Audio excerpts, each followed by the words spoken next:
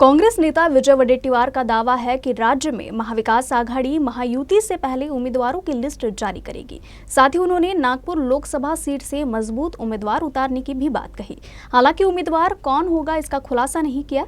नागपुर में पत्रकारों से बात करते हुए विजय वडेट्टीवार ने प्रकाश आंबेडकर के बयान का भी जवाब देते हुए कहा कि हम चाहते हैं कि वो महाविकास आघाड़ी में ही रहे।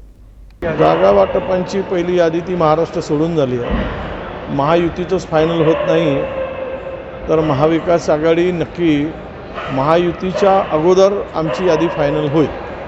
काँग्रेसकडे 101 उमेदवार आहेत। आम्ही अजून पत्ते उघड केले नाही। नागपूरची जागा जिंकण्यासाठी शक्तिशाली उमेदवार, ताकदवर उमेदवार आणि 100% जिंकणारे उमेदवार काँग्रेसकडे आहेत। सर्वच काही पत्ते एकाच वेळेस ओपन करायचे नसतात। वेळ आली आणि योग्य वेळी ते नक्की निवडणुकीच्या नॉमिनेशनच्या अगोदर किंवा यादी ज्यावेळेस सगळ्या लागतील त्यामध्ये तो उमेदवार मजबूत आणि तगडा उमेदवार नागपूरमध्ये दिसेल। तगडाच नाही तर जिंकणारा उमेदवार नागपूरमध्ये दिसेल।